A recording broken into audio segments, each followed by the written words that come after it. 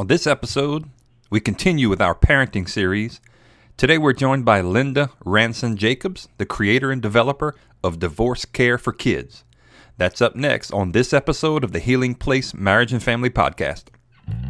Welcome to Healing Place Marriage and Family Podcast, where families are equipped to reflect God's redeeming love. And now here are your hosts, Michael Campagna and Jared Lambert. Welcome back to the Healing Place Marriage and Family Podcast, where families are equipped to reflect God's redeeming love. I'm your co-host, Jared Lambert. Today I'll be without my co-host, Michael Campagna. Thank you for taking time to join us on this episode. We are in the middle of our parenting series, and as we said in the teaser today, we have the honor and the privilege of speaking with Linda Ranson Jacobs. She is the creator and the developer of Divorce Care for Kids. Divorce Care for Kids helps children ages 6 through 11 heal from hurts caused by separation or divorce of their parents.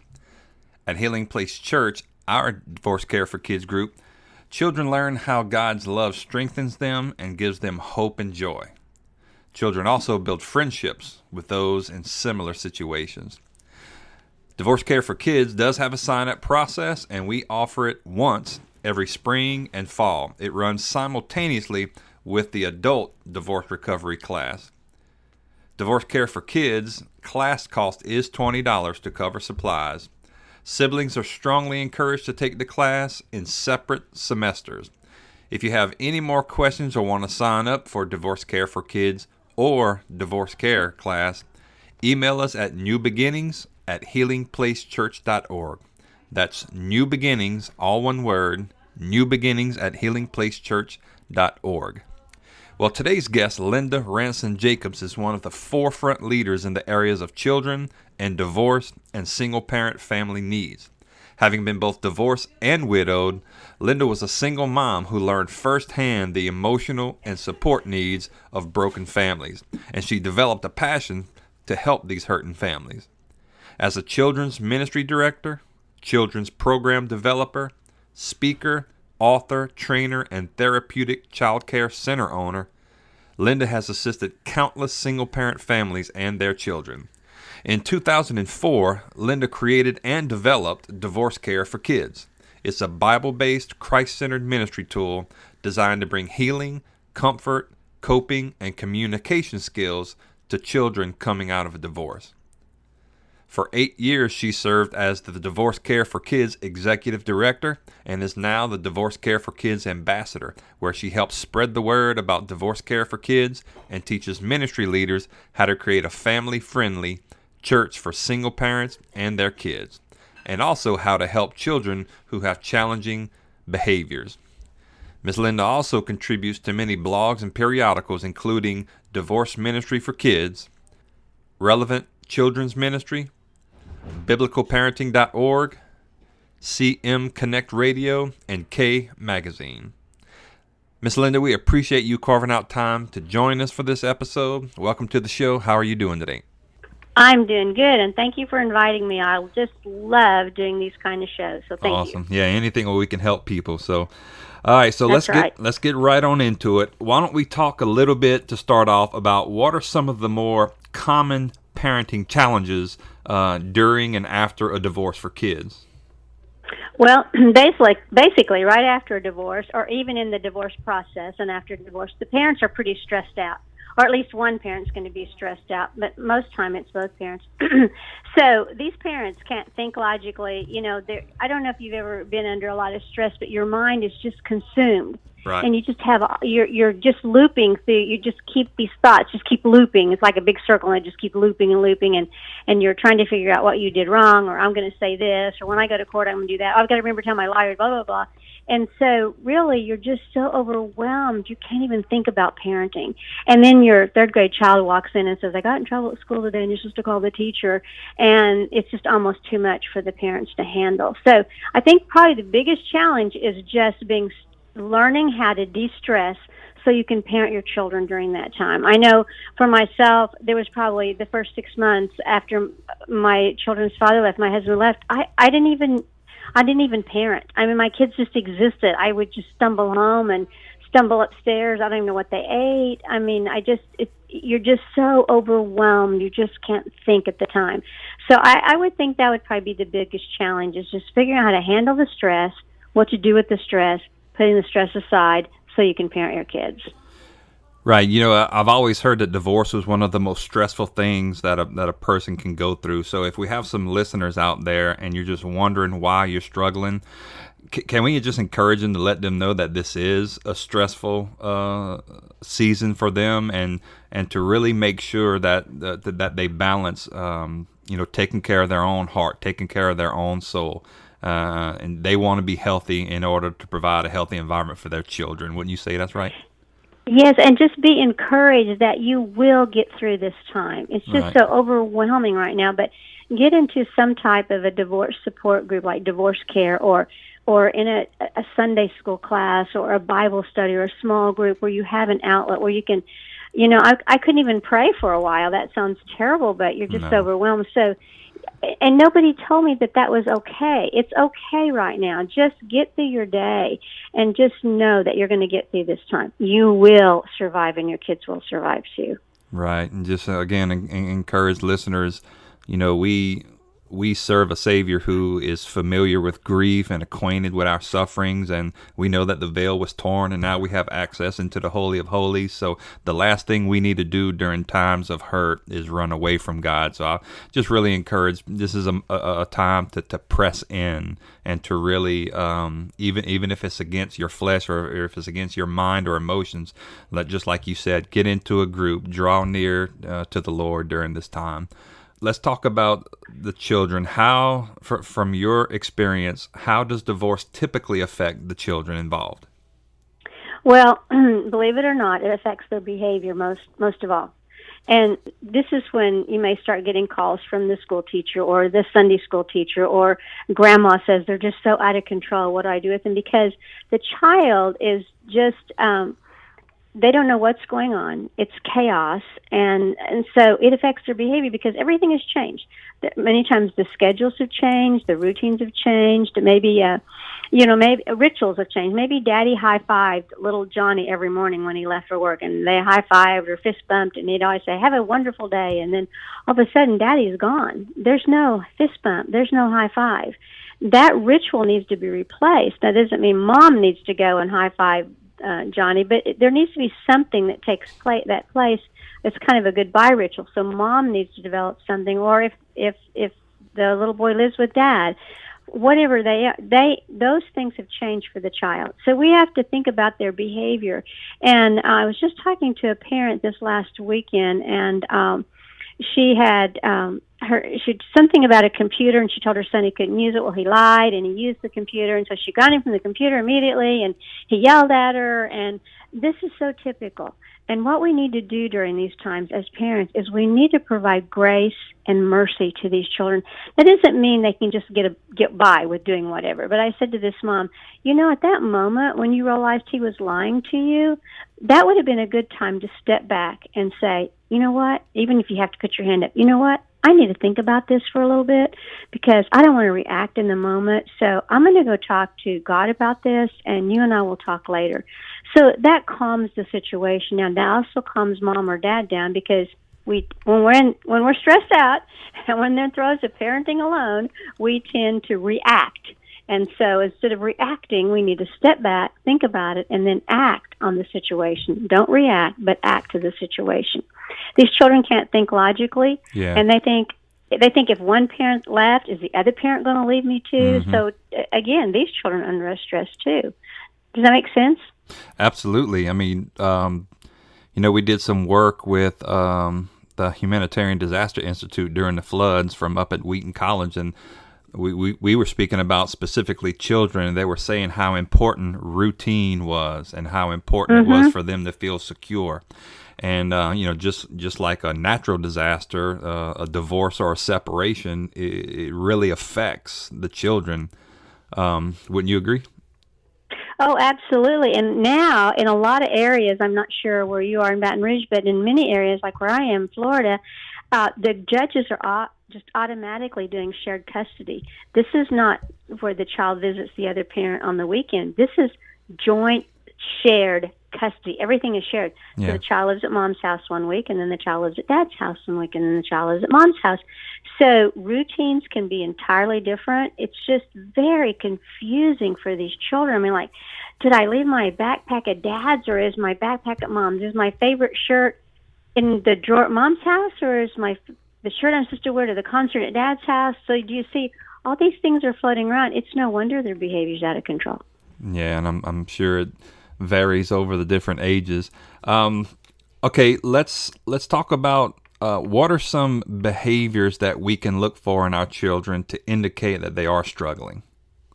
Well, they may withdraw, where maybe little Johnny's always hugged you every morning. He's withdrawing, or maybe Tia has always been right by your side when you're cooking breakfast, and now she's struggling getting out of bed in the morning. So withdrawing, pulling away from the parent. Sometimes they'll act out to get attention. I mean, how many times have you heard somebody say, they're just acting that way to get attention?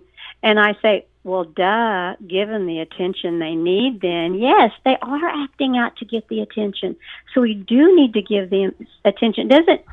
See, what people don't understand is even negative attention to a child is attention. Right. So we need to turn that around, and we need to go, oh, look at you, you're being so silly today. Come over here and help me put the eggs in the pan or whatever. So turn that acting out around and make it a comical situation. So you're pulling the sting out of the situation. Right. And you're getting the child's attention in really severe situations. And I hate to bring this up, but in really severe situations, a child may start scratching themselves or trying to hurt themselves, even cutting, self-harming. Yeah. I've seen a lot of tweens and teens. That's an escape measure for them. So they'll cut. It doesn't make sense to us that are logical in our minds why you would cut to make yourself hurt, but it is something that they do. So if a child is cutting, you do need to get some professional help.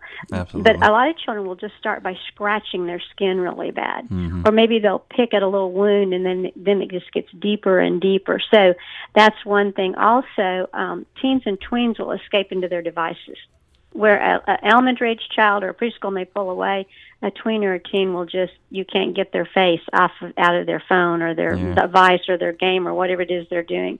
And a lot of these kids are going to go online to search for answers. And that's very, very scary. So there's got to be parental controls on the phones, on the iPads, on the everything, TV, everything.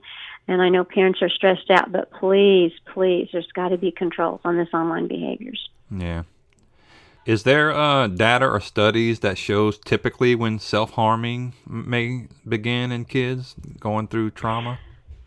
Self-harming can start at any age, and it's amazing. We even have elementary age children now attempting and completing suicide. Wow. Children as young as 8 and 10, because they just feel like life is so miserable, and they don't know what to do, and they want out, so they think about taking their lives. And many will attempt to do that, and like I said, many succeed. It's just horrific to think a 10-year-old would harm himself that much. We think a second or third grader doesn't understand all the ramifications of that. But I've dealt with a couple of kids that threatened suicide, and so. Yeah, so it just depends on your situation, what all is going on, but this is where it's really important for both parents to stay in contact with the children. So vital that you have a relationship and an ongoing conversation with these kids every single day. Right, and it just kind of reminds me of the access that kids have now. I mean, even in some shows that may seem innocent, or even on networks that may seem innocent, there is a lot of that dark stuff. That does plant the seed. So I can really relate to making sure that you have that connection and you are communicating early and often in your kids' life. And it may not even be a divorce or a separation, but it could be just any sort of trauma where their mind starts wandering in that direction. So it's not necessarily just for the trauma of divorce or separation. Right, and to a kid now, I mean, even my 8-year-old grandson last year I was giving him a spelling test. He didn't know how to spell a word, so he grabbed my phone and he goes, "Hey Siri, how do you spell?" Yeah. I mean, this is their thought process. Go to Google, go online, go and get an answer, go Mm-hmm. ask Siri for an answer, which, it shouldn't be that way, but that's what it is. And so Right. we're going to have to learn to deal with that, and we're going to have to learn to accommodate that and to work with our children in that area. Well, let's get a little bit more specific. What are some proactive ways that parents can shepherd their children, especially through divorce or separation? Well, stay attuned. You have to stay in tune and attuned to your children. So you have to know what they're doing all the time. And believe me, parents, I know this is hard. I was a single mom for years. I raised my children from the time they were 8 years old and 12 years old, all through their teenage years. And my son was only second grade, so all through his elementary age years too. And you work hard. You're just trying to survive, but you have to know your kids. So, I mean, you have to know where they are all the time. You have to know who their friends are, and that's difficult. But that means, how do you know who their friends are? You talk to them. You find out. You ask them questions every day. So, who did you sit with lunch today? Who is your favorite friend this week? Is there any new kids in your school this week? Tell me about your friends. So you have to have that. I can't say this enough. You have to have an ongoing conversation. Even the parent that doesn't live with the child, they still need an ongoing conversation. So, you have to just put your feelings aside when you get home from work and you're exhausted and your boss has chewed you out or whatever.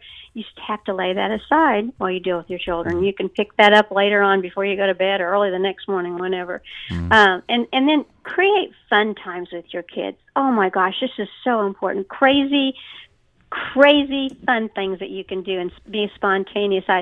I tell people that one night that stands out in my kid's mind through all the years, through my daughter's teenage years, is I came home one night and her friend were watching a Planet of the Apes marathon. I didn't even know there were that many Planet of the Apes movies, but they were watching this marathon on TV, and they go, Mom, come sit with us, join us. This is the last thing I wanted to do is watch Planet of the Apes. But my daughter and her friend invited me. I go, okay, well, I'll watch maybe one movie with you. Well, we ended up making popcorn, and we pulled out candy. And I don't know, somewhere around 3 o'clock, I think I dozed off. But the next morning, I woke up, and the sun was streaming in the patio windows, which is what woke me up.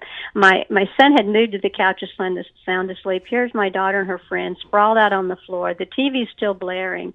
But that one evening just cemented in my daughter's mind the fun times we could have and the spontaneous things that we could have, spontaneous pillow fights that we had, and things like that. So just relax and have fun with your kids. Yeah. Even on our best day, we're going to make some mistakes. So from your experience working with families, what are some of those common mistakes that parents and the step-parents make with children who are going or have gone through a divorce? Well, I think one of the biggest mistakes single parents make is they start dating too soon. And then they introduce their child to their new love life. And, when you're 28, 30, 40, even 50, and a new person walks into your life, you feel like you're 15 again, and you get all gooey and silly and acting in love. Well, you know what? The child doesn't love that person. They don't know that person. And they have a dad or they have a mom. They don't want to have anything to do with that person. So that's a big mistake is falling in love and introducing this child too soon to this person. And step-parents also, getting married and having the step-parent take over that parenting responsibility. Anytime a family gets married, and I know a lot of people don't agree with me on this, but I think for the first whole year, through all the birthdays and holidays and all those things, the birth parent should do the majority of the parenting of that child and gradually bring the step-parent into it. Right. So at first the dad is doing the parenting and the discipline, and then after a few months, depending on if there's a relationship building, then the dad says, well, I'm going to have to talk to my wife about this, your stepmom, and then we'll get back with you. And you gradually bring that other parent into the picture. But after all, this child doesn't love that person like you do. Yeah. So that's a big issue that that the step parent should just kind of be in a consulting role, and then, like I said, just ever so gradually you pull them in. And again, a lot of fun things and a lot of rituals and a lot of relationship building has to take place with the parent and the step parent. Yeah. Yeah, dating too soon, I mean, I think you explained it great, but I just kind of want to reemphasize, and maybe you can help when we go through a separation and a divorce and we feel like we want to pursue a new relationship, I think what's going through my mind is that, I think we make that new relationship a priority over the children, where, if we're not married and we don't have that covenant relationship with another spouse, then our priority and responsibility has to make sure that the child is healthy and recovering. We don't want to make the mistake of maybe emotionally abandoning our children in order for us to meet the need that we have for a mate, or and a companion, and then we're gonna not only have they not recovered from the separation or the divorce, but now they have this new step parent that kind of builds on that hurt. And this is especially true if it was an affair and that other person is the one that broke up your parents' marriage. Mm-hmm. Oh, yeah. So be very, very cautious what you're telling your children. They don't need to know all the details of your life. Right. I say you never lie to a child. You always tell the child the truth. If they ask a question, but you give it to them on their developmental level. Right. And you give them small bits of information at a time. And then you always go back later on and say, do you have any more questions about this situation? So, one way we put it in divorce care is when you start dating, it's like Novocaine to your heart. Mm-hmm. You're numbed from the divorce and you're all excited and you're feeling good. Well, the kids don't have that. Yeah. They still are hurting. So those are some things we have to remember when we're dealing with these children. Now, worst case scenarios, we would need to engage in professional counseling for our children. So what would you say are some indications that children do need the help of a professional counselor? Well, the school teacher calls repeatedly.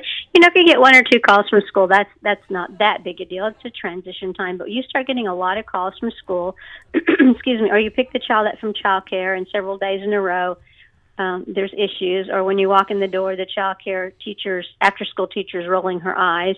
Those are times that you want to seek some professional counseling, and you may only need one or two sessions. And let me just say this. What we've learned over the years is not only does a child need counseling and you need counseling, but you all need family counseling. Many times the parent sets this child up to fail by how we deal with them. And we rush them. We get them up late in the morning. We rush them to school. We rush them here. We rush them there. Our lives are disorganized. And we wonder why they go to school and they're out of control. They can't think. They don't get their spelling words. So many times, like I said, you need family counseling so the counselor can help you as a parent know what to say, how to say it, how to address situations, and then with the child too. And we just don't think with, okay, send this kid over here and let him deal with the therapist or counselor, and he's going to be okay. But he's not going to be okay. It doesn't work like that. Yeah. And if a child's cutting, if they are saying, I just don't want to live anymore, some professional help needs to come in at that time. If they're extremely angry and raging, you can't get control, they're throwing things at home, they're screaming and yelling, and this is especially true if there's been any abuse in the family, like if it's a woman who's been abused and then the teenage boy or the teenage tween boy starts doing what his dad did, there needs to be some professional help brought in at that time too. Gotcha. Now we touched on it just a little bit before, but I want to go back there and talk about it. Now, if in the context of children and creating a new blended family, what do you feel would actually prevent a parent from moving forward with another marriage? Well, parents have to heal first.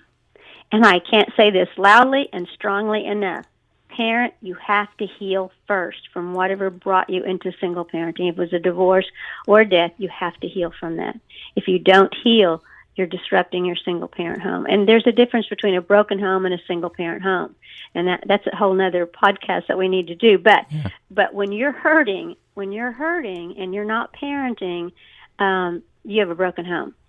And so you've got to heal. And, I tell people you need to get through a whole year of everything first before you even think about another relationship. and a lot of people don't. I mean, I've had people come to divorce care, and halfway through they'll drop out because they met somebody and they're dating, and that's a big mistake. And I tell single parents, just wait. You know what? You can date later. Right now, your main priority is your children. So parents have to heal first, and they have to grieve the loss of the union. You know, right. People don't realize this, but divorce is the death of a marriage. Yeah. It is the death of the marriage. And if a parent dies, we take in meals and we allow that person time to grieve. That doesn't happen with the divorce, and yet it is still a death. And so we need to treat that divorce as a death of the union, the marriage. They need to grieve the loss of family. You know, they may have been best friends with their mother-in-law, and the mother-in-law no longer is available to them. So they have to grieve the loss of friends who no longer are.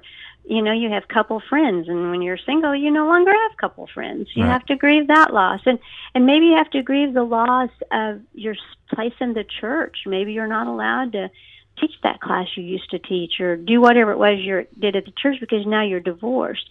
And maybe the church is giving you time to grieve by not allowing you to do that, but it's still something that you have to grieve.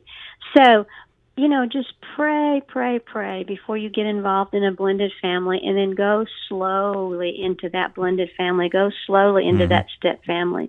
Give the kids time to build relationships, and give the children time to grieve.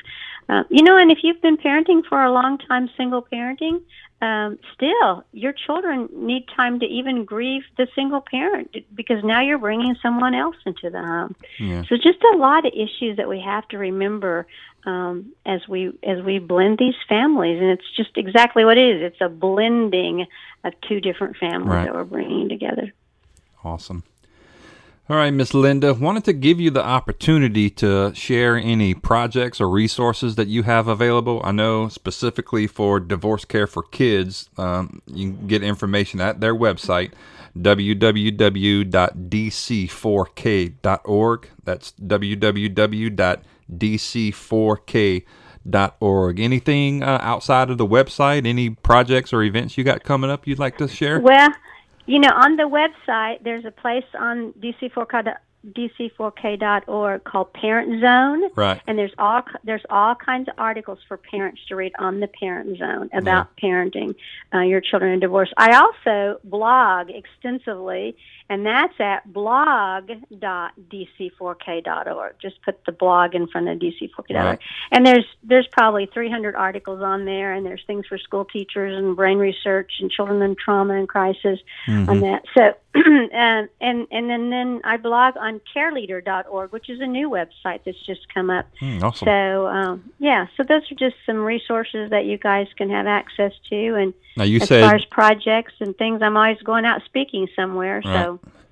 And do you have any website or anything where you have your calendar or where you'll be speaking at? I don't anymore. I just really actually need to get back onto that. But I'm trying to cut down on some of that speaking a little bit. No doubt. But I don't. Yeah, I don't right now. But they can contact me through the blog. There's a place for contact, and they can ask me and I can email that way. Well, excellent. Well, once again, if you're a part of the Healing Place family or you're here in the Baton Rouge area, we do provide both divorce care and divorce care for kids, and that's on Friday nights. And like we said in the intro, you can email us at newbeginnings@healingplacechurch.org. That's all one word, newbeginnings@healingplacechurch.org. And to get more detail about Healing Place Church is divorce care for adults, and then also we run divorce care for kids in parallel with that on Friday night. So I encourage you to take advantage of that if you need it. Well, all right, Ms. Linda. Well, listen, once again, we appreciate you taking the time out. I was just excited, talking to you, and I really think it was going to be helpful and a lot of good low-hanging fruit for everybody who was listening today. So we really thank you so much for joining us today and sharing with us. Thanks for inviting me. I appreciate it. Awesome. All right. Well, that'll do it for this episode. Appreciate you listeners taking the time out and joining us today. We'll look forward to catching you next time on the Healing Place Marriage and Family Podcast. Thank you for joining us for today's podcast. For more information about Healing Place Church, visit us online at healingplacechurch.org. To stay informed of upcoming events, check us out on Facebook. Thanks again for listening. Don't forget to subscribe, comment, and share this podcast with your family and your friends.